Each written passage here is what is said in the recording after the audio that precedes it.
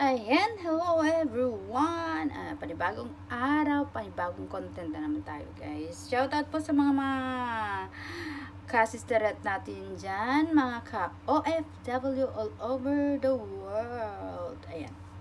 Hello po sa ating lahat guys. Bago ako mag-umpisa magtrabaho, magkape muna tayo. Tara, kape tayo. Coffee with fresh milk. And samahan na natin ang Skyflex. Para may laman ang tiyan natin, guys. Ayan. Ayan ang panglaban natin sa antok. Nantok pa ako, guys. Ayan, sa mga ka-OFW ko dyan, kumusta na kayo? Alam nyo ba, naaalala ko tong kape? Pag papasok ko sa school noon, bata pa ako. Ang ano ko noon, dahil hindi naman kami pinanganak ng mayaman, kape lang, pure na kape talaga. Pure na kape, tapos lalagyan namin ng kanin. Yun, napagkain namin noon, papuntang school. Wala naman kami dalang baon. Ito lang kape, tsaka kanin. O kaya mantika tapos kanin, tapos may konting asin. Kaya bagoong, kalamansi. Kukuha ka ng kalamansi sa kapitbahay. Sa namin sa kanin. Ayos na yun. Laman tiyan na. O, diba? Sino mga relate dyan? Shout out sa inyo. Nakaranas ng ganong buhay. Ayan, dito sa ibang bansa, bago kami mag-umpisa, magkakape muna tayo, syempre. Marami tayong trabaho ngayon, guys.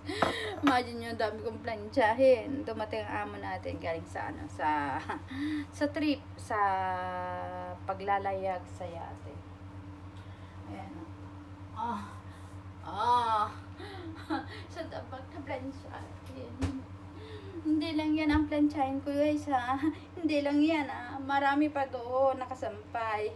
Marami pang labahin. Kaya nga, papakita ko sa inyo yung mga sandata namin, mga OFW. Hindi ang sandata namin, hindi baril ang sandata namin, hindi itak. Pakita ko sa inyo paano kami naging bayani. Yan. May planggana tayo. Pwede nang ilagay sa ulo natin yan. Maglalaba tayo dahil marami pa tayong lalakad. Mga panlinis natin, naka-ready na. Ayan na. Mga panlinis natin, naka-ready na yan. Mamaya, pagkatapos nating maglinis, mamamalan. Siyempre, linis muna bago plancha kasi mapapasama tayo pag mauuna ang plancha. Ito ang plancha natin. Naka-ready na rin. Para, dire-diretso tayo mamaya. Di ba? Ito mga sandata namin, di ba rin? Mga iba kasi, mga bayani, ang sandata na Granada, Canyon, at saka mga sa amin hindi. Ito ba? Ready na yan. Dire-diretso na lang mamaya. May map kami. Mayroon kaming pang ng tubig. Tapos panglinis ng floor. Ito na rin yung number 1 na isa. Kailangan hindi mawawala. Hindi to bahil.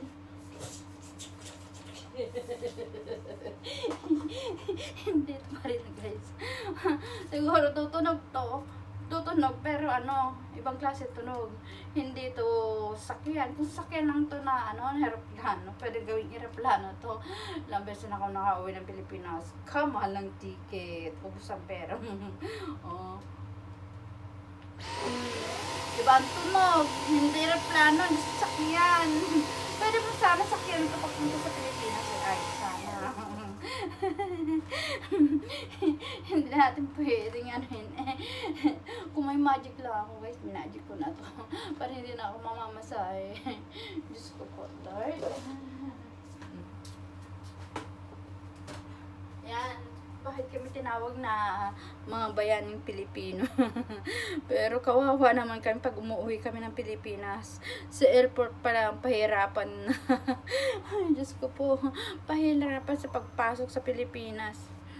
Ay, naku po. Papabalik ka na sa Pilipinas. Ay, naku po. Ang nangyari sa akin sa Pilipinas nung pabalik ka namin nung Nung last year, umuwi kami nung last year. Alam ba nangyari sa amin sa Pilipinas? Nakalabas kami dito sa Greece, I-check pa yung papel namin kung talagang wala kaming kaso.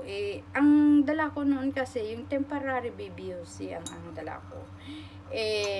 Ngayon, wala yung pinaka-sticker ko talaga. Pwede naman iuwi yun. Kasi, yun talaga yung law na pwedeng iuwi yung Diyos ko po, hinold kami dyan sa pero yung asawa ko, hinold sa atin. Ako po, sinabi, may kapangalan daw, hinold siya. Tapos, mag-antay lang daw siya kasi yung papel niya baka may kaso dyan dito sa Greece. Naku po, hinold hanggang hindi nakapag-flight. Naku po, yung time na yun na boarding niya, wala na, hindi na siya nakaabot sa flight niya. Ang nangyari, nag-book ulit siya ng panibagong ticket. Alam niyo ba magkano yung ticket? 1,000, 1,000 euro. Imagine mo 1,000 euro, magkano na yun sa peso. Abot na yun ng ng 60 yata. 60 ba or 50? 50 plus. I think, I don't know. Anak ko po, ang daming aberya sa amin nung umuwi kami. Bakit? Kasi pahirapan naman sa Pilipinas. Pag umaalis kami dito sa ibang bansa, kung saan kami kitrabaho, ang luwang-luwang, wala kaming problema. Kung bakit dyan sa Pilipinas, ang daming problema. Tinawag nyo pa kaming mga bayan ng OFW. Tapos naman pala, Diyos ko po, mga dyan sa Pilipinas na ewan ko. Tapos pag na-hospital ka, doon sa Pilipinas, check up pa lang ay, nako po, may bayad na. Bakit ganun? Samantalang dito check up guys, basta may papel ka. Basta legal ka, nagtatrabaho dito sa Greece, may papel ka, complete benefits ka. Wala kang babayaran. Kahit ilan pa ang pa-check up mo. Wala kang babayaran. Zero balance ang babayaran mo. Dito guys. Mas kinikilala pa kami dito sa ibang bansa na OFW kaysa sa atin.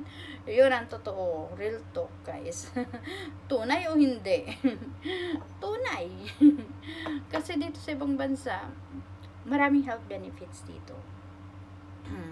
Lahat, ultimo gamot mo, bayad ng gobyerno. Minsan sa tax mo, may tax return din dito. Pinabalik din ang pera ng mga OFW. Diba? Saan ka pa? At saka mga bonus, may mga bonus sa mga OFW dito sa Pilipinas. Diyos ko, pahirapan yata. Kaya yung mga Pilipino talaga nagsisialisan, willing na pumalis sa Pilipinas kasi wala naman trabaho dun sa Pilipinas. Ang hirap. Dito mawalan ka man ng trabaho dito, hanap ka ng part-time, hindi ka matetingga. Basta masipag ka lang. Masipag ka lang magtrabaho. Ayun ako po, kung alam nyo lang guys. Shout out sa mga bayaning Pilipinong katulad ko dito sa iba't ibang bansa, shout out sa ating lahat guys. Pampalakas na ang katawan nating kape. Ay mga hindi nagkakape dyan, pasintabi na lang po ha. Kakape muna ako bago ako mag-start ng work ko kasi ang dami kong trabaho ngayong araw. Iaayos ko pa yung luggage ng amo ko sa Friday. Ewan ko kung sa Thursday yata. Sabi niya kasi kaninang umaga bago siya umalis. I don't think she can leave on Thursday, sabi niya. Because there's a strike again. Sabi niya, may strike na naman daw. Sa mga paliparan. Ewan ko kung totoo. Kung matutuloy. Kasi kung hindi matutuloy ng Thursday, alis na Friday. So, nandito pa rin hanggang Thursday. Hanggang Thursday, nandito pa rin siya. Ay, okay lang naman. Kahit nandito siya. Tsaga-tsaga lang, guys. Kayang-kaya naman natin yung ang amo natin kasi mabait naman. May pagkatupak lang ko minsan. Parehas kami may tupak.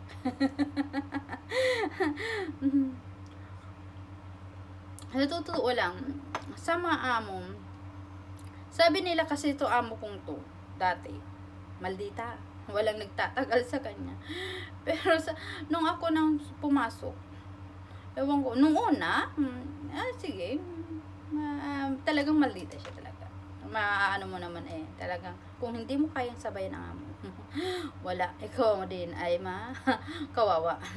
Kasi sabayan ko lang siya. Yung anuhan ko lang, pasok mo dito, labas mo doon. Kung kaya mo naman gawin ng pinapagawa niya, bakit hindi? Gawin mo. Di ba ganun lang? Hindi naman tayo, pag sinabi niya ganito, punta ka ng ganito, wala pa, parang si Flash. Tapos na. Tawa ka na lang. Ilang beses na ako nag-ano dito guys, pagbabakasyon ako, nagagalit siya. Huwag kang aalis kung wala kang papalit sa'yo, sabi niya sa akin. Nangyari dito sa akin, nung umuwi kami last year. Kinuha niya yung kapatid ko sa Dubai, sa Abu Dhabi guys. Nangyari. Hindi kinaya ng kapatid ko. Dahil maldita nga. Ewan ko kung bakit. May maldita nga daw. Pati yung kapatid maldita.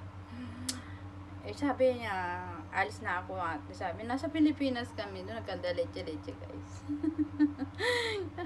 Kanda-kanda leche ako nung ano. Tapos siyempre, nung bumalik ako, parang binuhos lahat ng galit niya sa akin. Pero hindi naman hindi naman as in na binuhos. Pero yung sama ng loob niya dun sa kapatid ko dahil kinuha nga dito. Tapos bumalik din. Malis din. Walang nangyari. Ganyan talaga ang buhay kung hindi niya kaya. Talaga naman hindi. Kahit sinong pumalit dito siguro sa trabaho ko, walang sinong pwedeng pumalit dito na na makakatagal. Kasi sa ugali nga ng amo ko. Ako lang talaga. Kasi sinasagot ko siya eh. Pag mali siya, sinasagot ko. Kung baguhan ka, talaga hindi mo siya sasagutin. Tsatsagaan mo siya. Ako kasi, kung mali siya talagang ipipilit ko siya. Pipilit ko sa sarili ko, mali ka. Alam niyo naman din, marunong tayong sumagot. Nasa iyo naman yan eh. Kung paano ko makitungo sa tao, sa amo. Kung kaya mo siyang sabayan, kaya mo siyang sayawan mo. Kasi halos lahat sila gustong-gusto ako. Pamangkin niya, yung pinsan niya pag nakikita ko, yung jowa niya, yung mga anak ng jowa niya, lahat pag nagsama-sama yan, mga yan, anak ko po gustong-gusto ako, ewan ko ba. May karisma daw ako, sabi niya. Pati mga bata, napapaamo ko daw. Ewan ko, napapaamo. Oo, yung mga bata, yung mga pamangkin, anak ng pamangkin niya, napapaamo ko talaga. Amantala yung kapatid niya, disaster pag yun ang kasama. Pero ako, tahimik yung mga bata, ang tahimik. Pag pumupunta ako sa kanila, yung pamangkin niya, yung anak niya. Kahit yung mga nasa ibang lugar, sa Crete, mapunta dito, naku po, pag nakita pa lang nila, mahalik na yung mga bata sa akin. Hindi ko alam, wala naman akong pinapakain sa kanila. Hindi, lang, smile lang, binobola-bola lang, ikwentuhan, masayang mukha. Kasi pag nakasimangot ka kasi sa mga bata, syempre matatakot sa'yo. Pag nakita mo sa mga bata na maldita ka, aalis sa'yo ang mga bata. Ganun yun. Ayan, dumami na ang daldal natin, guys. Dadaldal natin, hindi na tayo nakapagkape. Next time na lang tayo magkwentuhan kasi marami pa akong trabaho, guys. Bye-bye muna, guys. Shout out sa lahat. Pa-like na lang po and share, comment, subscribe na rin po sa mga ka-OFW ko dyan. Tulong-tulong naman tayo, guys. Please. Para naman umangat yung YouTube channel natin. Kung sakali, hindi naman sa akin mapupunta yung kitang yan. May paglalanahan tayo para sa mga kabataan man o sa mga mahihirap. Hindi para sa akin yan, guys. May i-unlock lang talaga ako. Thank you sa mga magsusubscribe. Sana mapansin tayo ni YouTube. Thanks everyone. Bye!